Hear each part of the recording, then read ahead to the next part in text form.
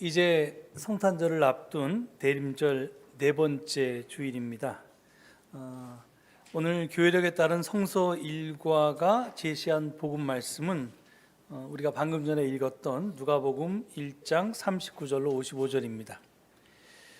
오늘 복음 말씀에는 두 여자가 주인공으로 등장합니다. 한 사람은 세례 요한의 어머니인 엘리사벳이고요. 다른 한 사람은 예수의 어머니인 마리아입니다. 이 두 여자에게는 몇 가지 공통점이 있습니다. 첫 번째로 둘 다 남편 또는 정혼자가 있었습니다. 그러니까 결혼을 했거나 아니면 곧 결혼할 예정이었습니다. 당시 관습으로는 정혼은 결혼과 거의 다를 바가 없었습니다.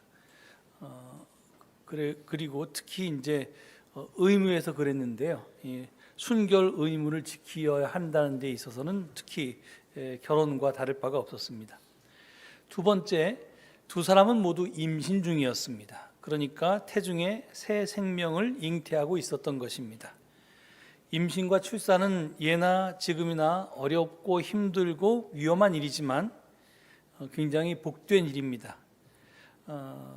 그리고 임신과 출산은 남자는 절대로 체험할 수 없는, 오직 여자들만이 누릴 수 있는 그런 특권입니다.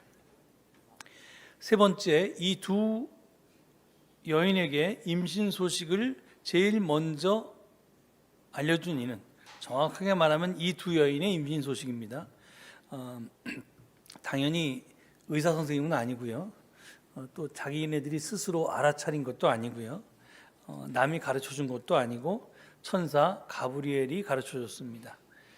이는 두 여인이 출산할 아이가 보통 사람이 아니라 특별한 사람이라는 것을 뜻하기도 하고요.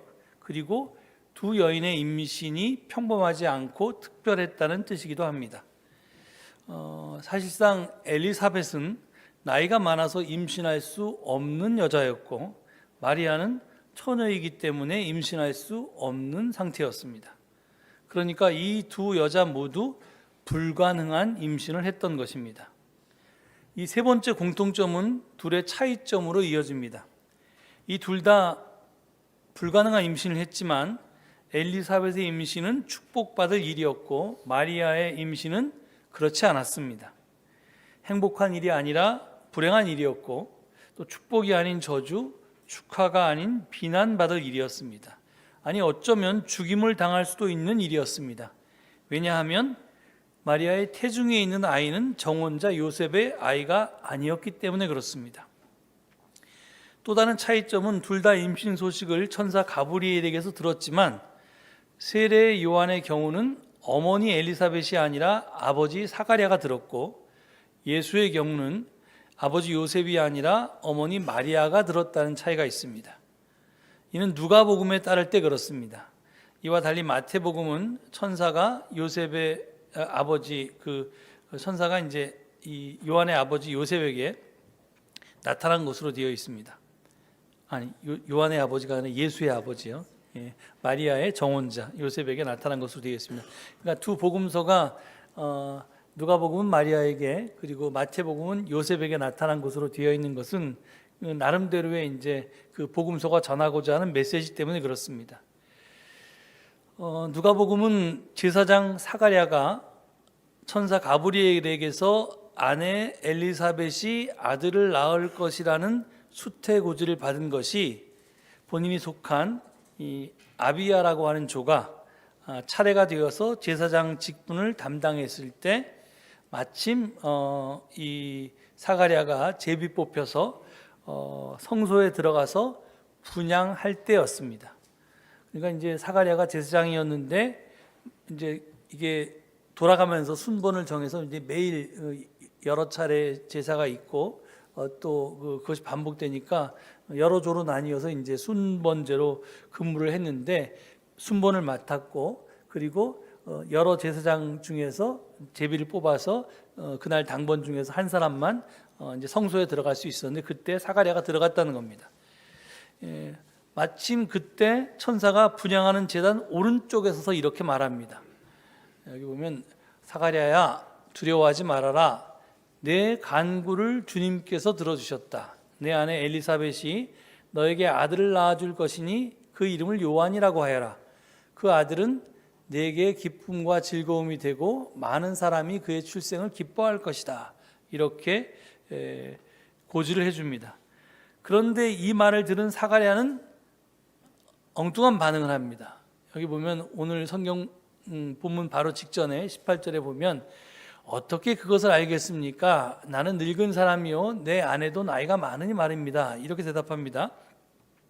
이 말이 무슨 뜻이냐면 한마디로 말해서 못 믿겠다는 것입니다. 그래서 공동번역은 같은 구절을 그 밑에처럼 번역해 놓았습니다. 저는 늙은이입니다. 제 아내도 나이가 많습니다. 무엇을 보고 그런 일을 믿으라는 말씀입니까? 이렇게 대답합니다. 이렇듯 사가랴가 자기 말을 믿지 못하자 천사 가브리엘은 화가 나서 다음과 같이 벌을 줍니다. 보아라, 그때가 되면 다 이루어질 내 말을 내가 믿지 않았으므로 이 일이 이루어지는 날까지 너는 벙어리가 되어서 말을 못하게 될 것이다. 이 일 때문에 사가랴는 이제 성소에서 나와서 부터 그러니까 세례자 요한이 태어날 때까지 그 기간 동안 말을 못하는 벙어리로 지내게 됩니다. 그 뒤에 얼마 지나지 않아서 진짜로 사가랴의 아내 엘리사벳이 임신을 했습니다.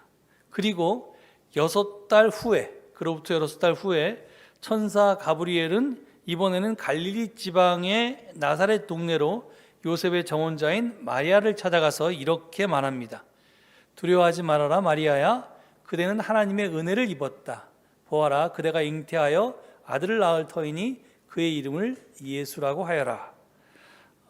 이 말을 듣고 마리아는 깜짝 놀라서 천사에게 묻습니다. 나는 남자를 알지 못하는데 어떻게 이런 일이 있겠습니까? 여기 보면 이제 알지 못한다라는 말이 쓰이는데 이 말이 바로 그 처녀라는 뜻입니다. 그러니까 나는 처녀인데 어떻게 내가 임신할 수 있습니까? 이렇게 질문합니다. 이 질문을 받은 천사 가브리엘은 이렇게 답합니다. 보아라, 그대의 친척 엘리사벳도 늙어서 임신하였다. 임신하지 못하는 여자라 불리던 그가 임신한 지 벌써 6달이 되었다. 하나님께는 불가능한 일이 없다. 이렇게 말합니다. 자, 이 말을 들은 마리아가 비로소 용기를 내서 유명한 그 하나님의 뜻을 받아들이는 고백을 합니다. 보십시오, 나는 주님의 여종입니다. 당신의 말씀대로 나에게 이루어지길 바랍니다.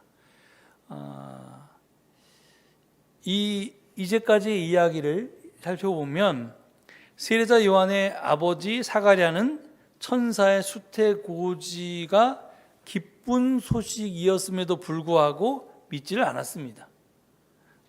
정말 아이를 바라고 수십 년을 기다려 왔는데 아이를 낳지 못하는 나이가 되었는데 그때 이제 아이를 임신했다는 소식을 들었는데도 터무니없는 소리라고 믿질 않았습니다. 이에 반해서 예수의 어머니 마리아는 수태고지가 이 처녀가 임신한다는 그런 이제 비난받을 소식이었음에도 불구하고 그것이 이루어지기를 믿고 바랬습니다.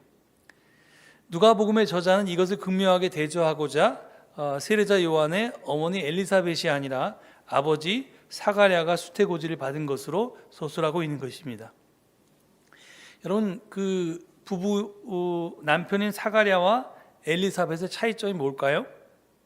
제일 중요한 차이점은 한 사람은 남자고 한 사람은 여자라는 것이 그 첫 번째죠. 당연한 겁니다. 근데 이 두 사람은 이스라엘의 남부 지방인 유대에서 살았습니다. 그리고 둘 다 제사장 가문 출신입니다. 이 사가랴는 제사장 가문 출신으로 이건 이제 대를 이어서 세습되었는데 이제 그 부모의 대를 이어서 제사장이 되었고요. 엘리사벳은 여자이기 때문에 제사장이 되지는 못했지만 그 제사장 간의 가문 중에서 가장 으뜸 가문인 아론 가문 출신입니다.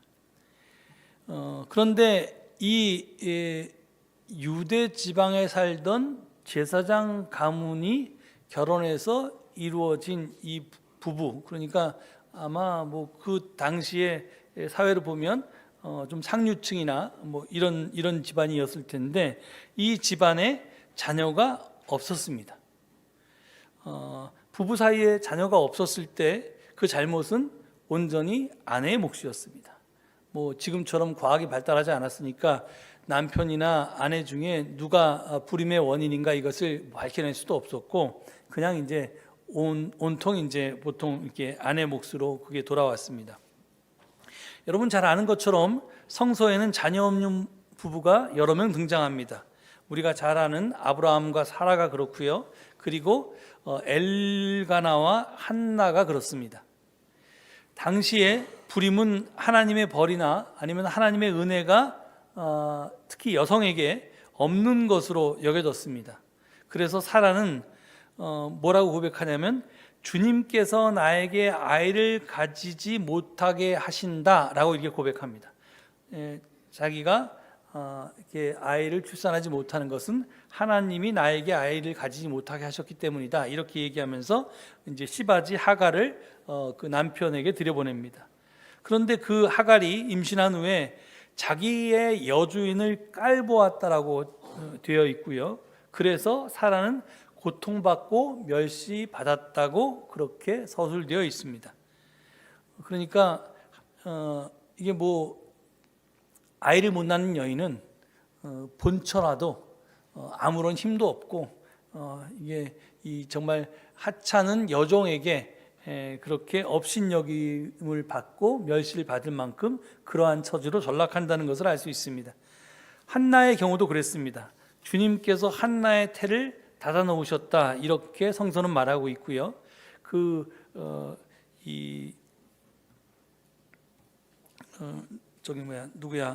한나의 남편 에게는 한나만 부인으로 있었던 게 아니라 한 명 더 있었거든요.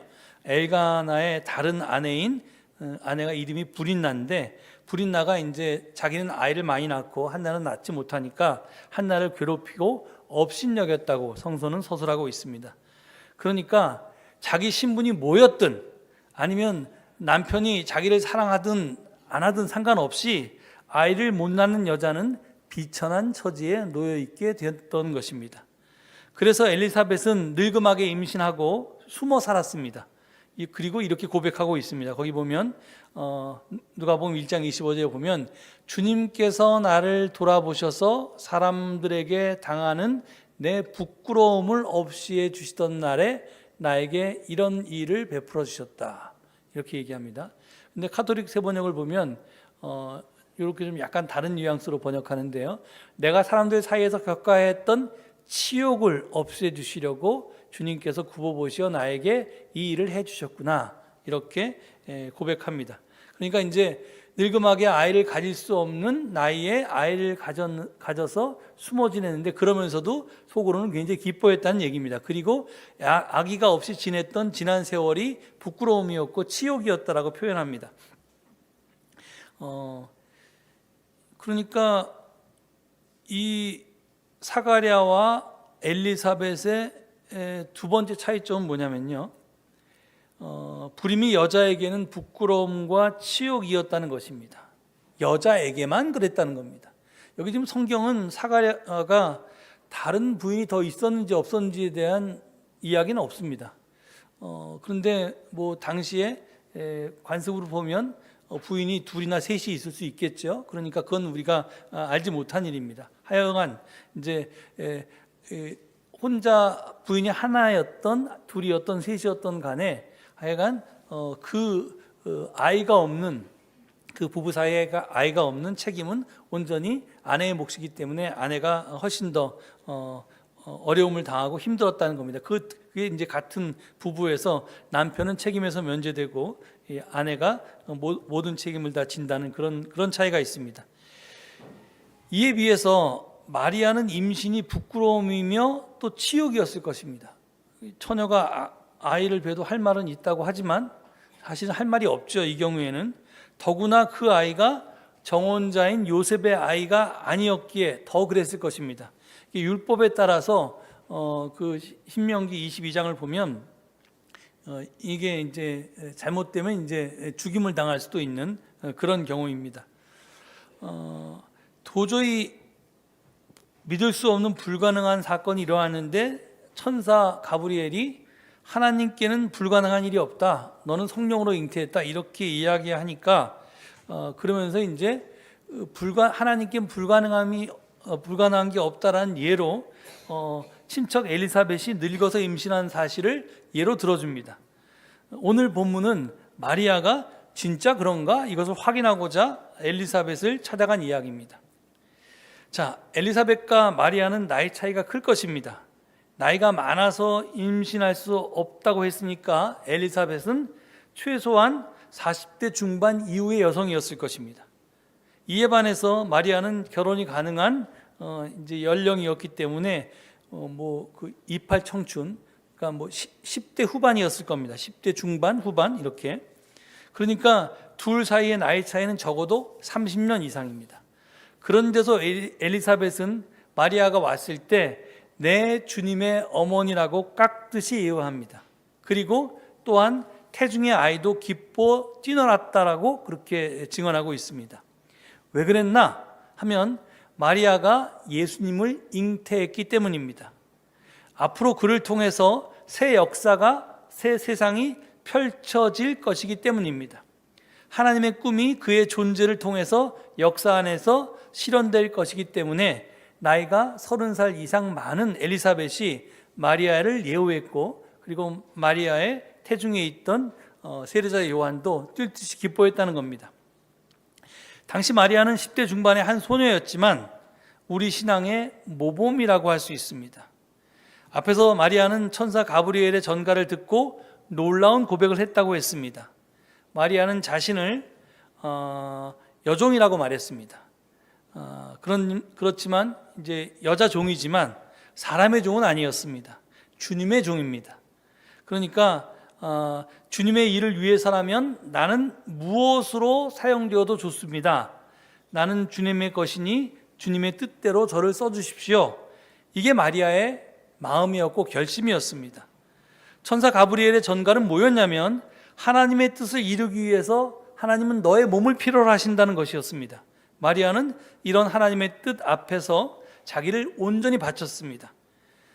우리는 사실은 사소한 것조차 하나님의 일을 위해서 내놓기가 좀 망설여질 때도 있습니다. 하지만 마리아는 자신의 미래 전체를 하나님께 맡겼습니다. 마리아의 이런 헌신과 희생이 있었기 때문에 예수님이 이 땅에 오실 수 있었다는 것을 우리는 꼭 기억해야 합니다. 오늘의 본문 46절부터 나오는 마리아의 찬가를 보면 마리아는 세상 물정 모르는 어린아이가 아닙니다. 마리아는 세상이 얼마나 불공평하고 불공정한 곳인지를 너무나 잘 알고 있습니다. 무시당하는 사람들의 아픔도 알고 배고픈 사람들의 심정도 잘 압니다. 새하늘과 새 땅이 열리기를 간절히 바랬기에 마리아는 하나님의 뜻에 아멘으로 응답한 것입니다. 마리아는 새로운 세상을 낳기 위해서 자기의 몸을 바쳤습니다. 근데 이게 어떻게 가능할까요? 한 10대 중반의 소녀가 이런 큰 일을, 본인이 감당할 수 없을 만한 엄청난 일을 어떻게 기꺼이 감당하겠다고 그렇게 이야기할 수 있었을까요? 많은 여성학자들은 세상을 변형시키는 힘은 여성성에서 나온다 이렇게 얘기합니다. 그래서 한 여성학자인 루스 이리가레이는 남성들이 여성성을 확보할 때 인류는 평화의 길로 들어설 수 있다 이렇게 주장을 합니다.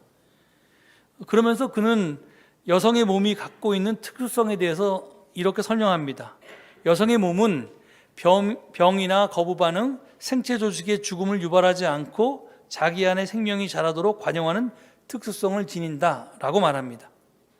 이걸 조금 풀어서 설명해 보면요, 유기체로서의 우리 몸은 우리 몸 안에 이물질이 들어오면 온갖 면역 체계를 동원해서 그것을 제거하려고 합니다. 혈액 속에 있는 백혈구는 혈액과 조직에서 이물질을 잡아먹거나 항체를 형성해서 감염으로부터 우리 신체를 보호합니다. 그러니까 외부의 침투에 대해서 내 몸이 면역 반응을 하는 겁니다. 그래서 열이 올라가면 그 열이 떨어지도록, 또 균이 침투하면 그 균을 죽이기 위해서 열심히 활동을 합니다. 그러나 예외적인 경우가 있습니다. 그것이 바로 임신이라는 것입니다. 자궁 속의 태아는 자기만의 체계를 가지고 있는 유기체이기 때문에 이물질과 다르지 않습니다. 그런데 여성의 몸은 그 태아와 10개월 동안 공존하는 길을 택해야 합니다. 그래서 여성들이 남성과 비교해서 타자와 공존하는 능력이 뛰어난 것은 그러한 임신의 경험 때문인지도 모르겠다고 철학자 강신주는 말합니다. 그렇습니다.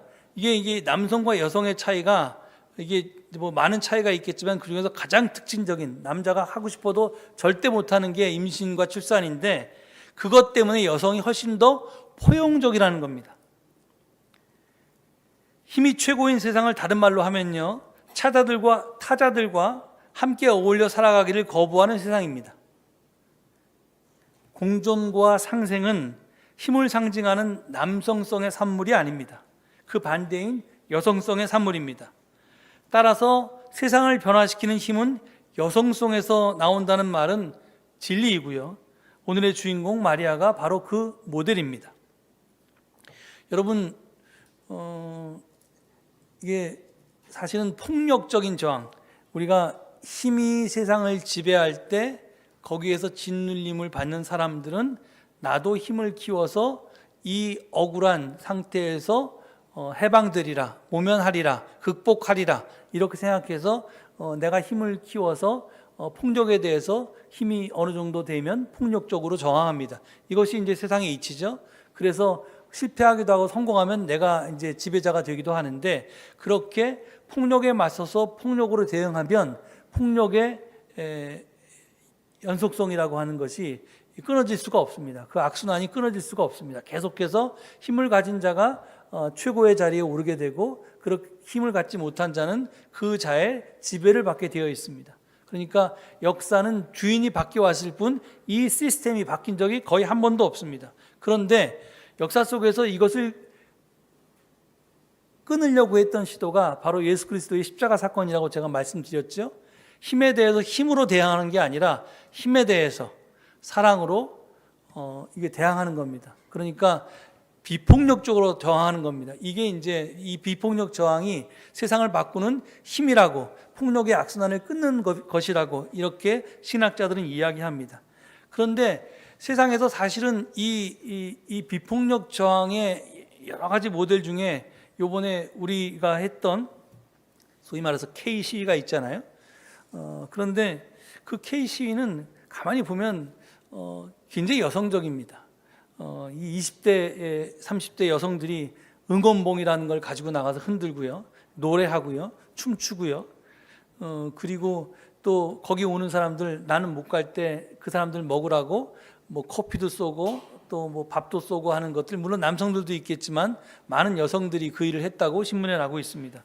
더 놀라운 거는 키즈버스라고 아이를 데리고 오는 그 시위 참가자들이 아이들 기저귀도 갈고 또 젖도 먹이라고 그렇게 자기 휴가비를 몽땅 털어서 버스 2대를 동원해서 그 일을 한 젊은 여성을 봤습니다. 이게 이제 남성적이지 않고 여성적인 비폭력 시위의 모델인데요. 이것이 이제 사실은 이번 탄핵 집회가 성공할 수 있는 그런 이제 힘이라고 저는 생각합니다. 태극기 부대는 8년 전과 비교해서 지금 하나도 달라진 게 없습니다. 진화한 게 없습니다. 그렇지만 이 촛불 시위는 이제 촛불에서 응원봉으로 바뀌었죠. 훨씬 더 에너제틱한 모습으로 바뀌는데, 이것이 이제 여성성이 더 증가되는 모델로 나타나고 있습니다. 하여간 포용성으로 대표되는 여성성은 결코 연약하지 않습니다. 연약한 듯 보이지만 강하고요, 세상을 바꾸는 혁명적인 힘을 갖고 있습니다. 그것이 마리아의 창가에 그대로 드러나고 있습니다. 마리아는 여성인 자기 몸을 빌려서 하나님께서 하실 일을 내다봅니다. 그는 그 팔로 권능을 행하시고 마음이 교만한 자들 흩으실 것입니다. 하늘 높은 줄 모르고 자기 힘에 도취했던 제왕들을 왕좌에서 끌어내리고 천대받던 이들을 높이고 줄인 사람들을 먹이고 남의 배고픈 사정 따위는 아랑곳하지 않던 이들을 빈손으로 떠나게 하실 것입니다. 마리아는 이런 주님을 잉태하고 세상에 태어나게 할 사람입니다. 마리아는 하나님의 뜻이 이 세상에 실현될 수 있게 하려고 자기 몸을 기꺼이 생명의 자궁으로, 메시아가 태어날 자궁으로 내놓은 것입니다. 그렇습니다. 마리아는 결코 연약한 여인이 아닙니다. 역사의 변혁을 위해서 기꺼이 자기 몸을 바친 강한 사람입니다. 마리아가 성모인 것은 예수님을 낳았기 때문이 아닙니다. 예수님과 함께 하나님의 뜻을 이루는 일에 헌신했기 때문입니다. 그리고 하나님께서는 지금도 마리아처럼 당신이 태어날 자궁이 되어질 이들을 찾고 계십니다. 그러니까 그래서 성도라고 하는 것은 하나님의 새 세상, 새 하늘 새 땅이 태어날 수 있는 자궁이 되어줄 그런 사람들을 일컫는 말일지도 모르겠습니다. 성탄을 앞둔 대림의 계절에 주님은 인간의 몸을 입고 이 세상에 다시 오십니다.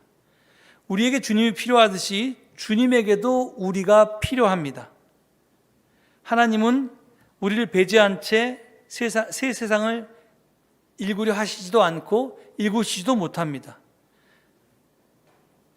왜냐하면 마리아가 없이는 메시아가 이 세상에 탄생할 수 없었듯이 우리의 도움이 없이는 하나님께서 원하시는 새하늘 새 땅이 이 세상 속에서 이루어질 수가 없습니다. 하지만 하나님은 그 일을 강제로 시키지 않습니다. 자발적으로 기꺼이 응답하는 이들과 더불어 당신의 뜻을 펼치십니다. 비록 힘겹다고 하더라도 하나님의 뜻을 받아들이면서 순환의 가능성까지도 마다하지 않는 이들이야말로 주님을 잉태하는 자궁일 것입니다. 주님은 그의 몸이 되어드리기로 작정한 이들을 통해서 이 땅에 지금도 오고 계십니다. 이제 마리아의 용기를 기리고 마리아를 찬양하는 것만으로는 부족합니다. 마리아가 주님의 뜻이 이루어지리라고 믿고 행동했던 것처럼 우리도 마리아를 본받아서 주님의 뜻이 이루어지리라고 믿고 행동할 때입니다. 이제 주님의 손과 발이 될 차례입니다. 우리가 주님이 태어날 수 있는 새 세상이 잉태하고 태어날 수 있는 자궁이 될 차례입니다. 내가 있어서 세상이 아름다워질 수 있다면 그보다 더 좋은 일이 어디 있겠습니까? 주님과 함께라면 우리는 이 일을 이뤄낼 수 있습니다. 왜냐하면 하나님께는 불가능이 없기 때문입니다. 바로 우리를 통해서 하나님의 꿈이 이번 성탄절에 육신을 입을 수 있기를 간절히 축원합니다. 우리 모두 이 일에 함께 헌신하십시다. 이 말씀 기억하시면서 잠시 침묵 가운데 기도하시겠습니다.